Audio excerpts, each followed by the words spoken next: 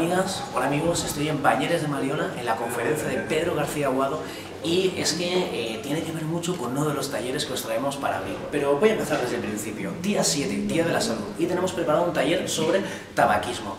¿Por qué? Porque el tabaco es un tema que no solamente tiene que ver con aspectos sanitarios, que por supuesto tratamos en este taller, sino con tema ambiental, con tema económico, con tema social. Y todo eso vamos analizándolo en un taller muy interesante, muy participativo como siempre, y con un montón de recursos audiovisuales. Muy recomendable. Esta semana estamos muy contentos porque una de las personas que asistió a este taller cuando lo hicimos en Génica Viver en diciembre nos ha dicho que va a dejar de fumar, en parte gracias a haber asistido a la actividad esta, así que nosotros felices. También tenemos el día 20, el Día de la Tierra, y para este día tenemos preparado un taller sobre residuos, sobre qué hacer con ellos cuando a nosotros ya no nos sirven para nada, cuál es la mejor manera de cuidar el planeta, pues reciclando, reutilizando, reduciendo o incluso evitando algunos materiales que compramos.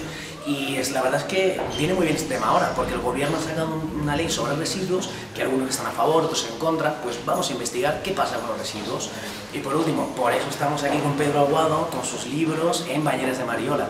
Y es que el día 23 es el Día del Libro, y nosotros tenemos un taller sobre animación lectora, un taller en el que investigamos por qué es tan interesante leer, incluso luego animamos a leer haciendo un libro de papel reciclado, muy interesante. Pero, ¿qué le parecerá a Pedro Aguado eso de leer? ¿Por qué pensará él que es tan importante?